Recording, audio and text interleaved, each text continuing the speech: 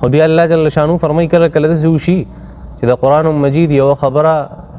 د هغې انداز داسې چې هر چاته په دماغو کې نه راځي. الله جل شانو د انسانان خو مختلف پیدا کړي که نه، نو د دې سوچونه هم صحیح مختلف وي. چې سوچونه یې مختلف وي دوی به په خبره باندې ټول یو شانتي پوهېږي او که نه د خپل ذهنیت مطابق او د سوچ مطابق به دوی پوهېږي. دغه شانتي ده.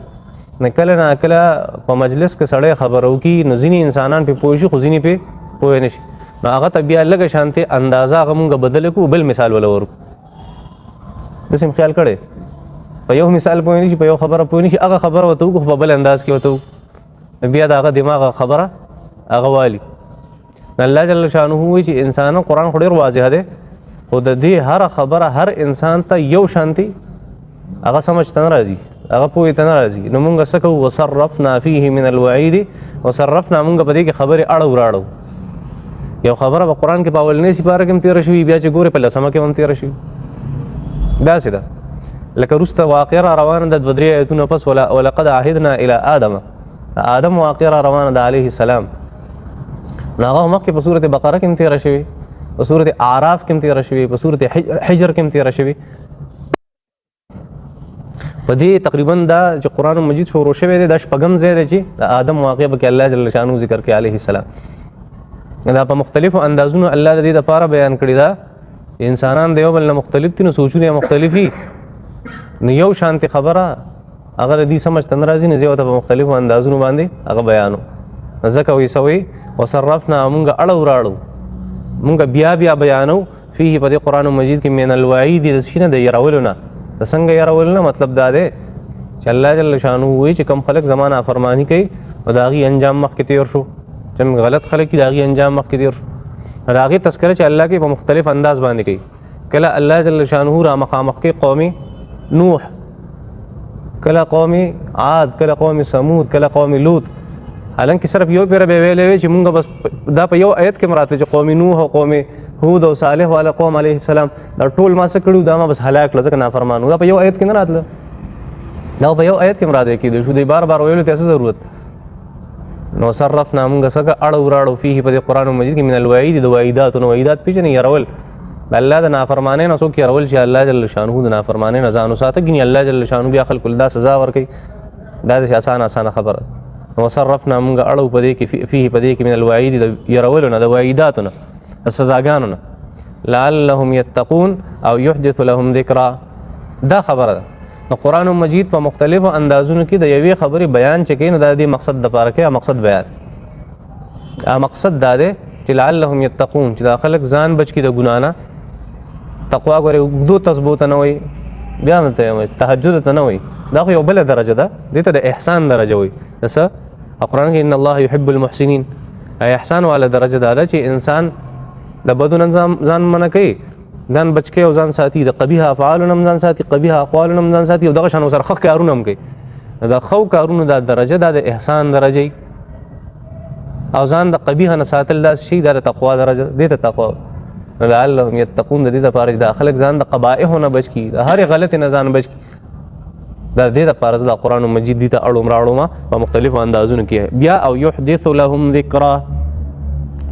یا د دې دپاره الله جل شانو فرمایي چې د دې قرآن مجید د وجې نه دا خلک نصیحت قبول کړي. عربیانو یې کومه خبره چې بار بار کېږي که نه، هغه په زړه کې څه نیسي؟ ځای نیسي. په زړه کې ځای کوي کومه خبره، کومه چې بار بار کېږي، بار بار کېږي، بار بار هغه په زړه کې ځای نیسي. ولې داسې ولې کېږي؟ یو خبره خو چې تا مثال درکمه تعالی الله جل شانو فرمایل فبأي آلاء ربكما تكذبان. څو پیرې دوهراو کړی تاسو شمار کې بیا به درته پته ولګي. ولقد یسرنا القرآن للذکر فهل من مدکر. څو ځلې بیان کړی سورتونه راواړه اخري سپارې. دا یو پیرم کافي، دا ولې الله بار بار داسې کړي؟ د دې وجه ده، د دې وجه دا چې د انسان دا کم دماغ دی که نه، د ساینس خبرې لږ راځو.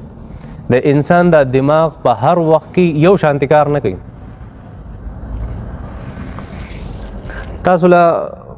ستاسو له تجربې او د خپلې تجربې یو مثال درکوم. چېرته هم خیال کړی دی سړی چېرته واشروم کې ناست دی، دی ډېر قیمتي سوچونه کوي په دې وخت، اوسګاري یا سړی په مونځ کې دی ډېر عجیبه عجیبه سوچونه درته راځي. یا سړی په سفر باندې ځي په ګاډي کې ناست څوک سره د خبرو نه د کراچۍ بس کې ناست کنه څوک غپ شپ والي نه بس دی یوازې ناست سوچونه کوي نو چېرته هم خیال کړی دی کله کله په داسې تنهایۍ کې انسان ته هغه سوچونه راځي چې هغه نه مخکې راغلي نه بیا راځي د مولانا تقي عثماني صاحب پېژنئ که نه د کراچۍ هغه ځان سره همیشه دونه ډایري ساتي او زما ډېر استادانو چې هغوی به ځان سره ډایري ساتله نو ما به تپوس وکړه دې څه مطلب دی دې ډایرۍ وایي دې مطلب دا دی چې دوی کله کله په سفر کې دوی ته ذهن کې یو خبره راشي د قرآن او د سنت یا د دین یو خبره وي چې هغه کتاب نه لیکلي چېرته خو دماغو ته پرېوځي څه ته چې الهام ویلی شي څه ته چې له دنیا علم ویلی شي وهبي علم ورته ویلی شي یو خبر زړه ته او دماغو ته هغه راشي هغه نه چېرته مخکې راغلي او نه چېرته بیا راځي که په دغې وخت کې ځان سره ونه لیکله بس خبره لاړه زموږ استاد صاحب دا چې څوک پی ایچ ډي کوي که نه پی ایچ ډي چې څوک کوي دا بالکل عجز سرګردان شي ګډ وډ هر ټایم دا داسې کار کوي چې دی کله په مونځ کې ولاړي که نه د صورت فاتحه شروع کړي دی لګي په خپل تیسس کې سوچ کوي چې کوم مقاله لیکي ریسرچ کوي که نه تحقیق کوي په هغې سوچ کوي دی به لګي مانځه کې یو خبره ورته एकदम رایاد شي زر سلام وګرځول راشي هغه ځان سره ولیکي زموږ استاد په مانځه باندې ولاړو د ماسپښین مونږ سره کلاس کې مونځ یې نه و کړی په مونځ باندې ولاړو एकदम سلام وګرځو زر پاڼې ته ونښتو لیکلې وکړه مونږ ورته دا څه کوي دا خبره بیا نه راځي دماغ مونځ یې پرېښودو خیر دا یو جدا مسله چې دا غلطه ده که ټیک ده